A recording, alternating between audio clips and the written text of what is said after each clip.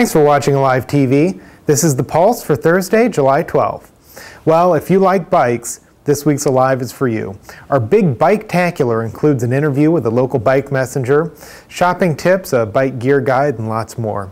John Ross, Alive's resident outdoorsman, hit a handful of Ohio bike trails this week to rate them by difficulty, from novice to bike masochist. He's here now with some more bike trail ideas. Thanks, Brian. They're often hidden, but an impressive and growing number of bike trails can be found across this wonderful state, ones to suit riders of all skill levels. Of course, I had to try them all, and as a novice biker, I nearly died. Twice. I've got a bunch of write-ups in the paper this week, as well as a primer on what you need to start commuting to work. For the novice road biker who's a bit weary of braving traffic, be sure to try one segment of the Rails to Trails, a nationwide network of paved pathways that have been built atop abandoned railroad tracks. For starters, I did the 4.25-mile Blackhand Gorge Trail in Licking County, which is a smooth and pristine jaunt through rock formations that have formed along the Licking River.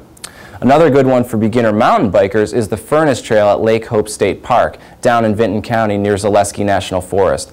This one's nice because it's only about 3 miles of moderate forest trekking and then about a mile of easy road riding down to Route 278 back to your car. If these aren't enough, I've got more trips and tips in addition to other naturey things on my blog, The Riot Act. Brian, back to you. All right, thanks, John. Now, for those of you who prefer to stay indoors watching E! And reading Us Weekly, it's been a big summer in C-list celebrity news. Brooke Preston is here now with another edition of Federline and Friends. Brooke? I'm Brooke Preston, and this is Federline and Friends. Clay Aiken was briefly detained for questioning by the FBI this week on a domestic flight after falling asleep and inadvertently placing his foot on the passenger's armrest in the row in front of him. The female passenger responded by punching Aiken in the chest. Aiken responded by crying in the fetal position for an hour. Oh, I love a good girl fight.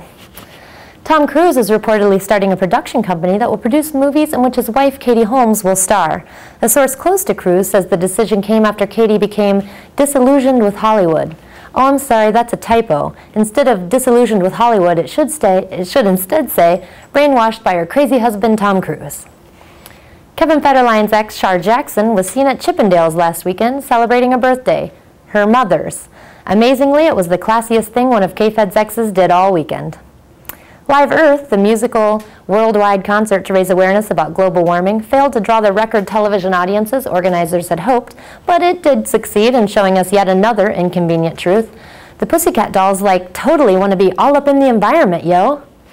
I'm Brooke Preston for Federline and Friends, reminding you that celebrities are people too, but just barely. All right, thanks, Brooke. And thank you for watching. We'll see you back here next week for more Alive TV. And in the meantime, check ColumbusAlive.com for updates.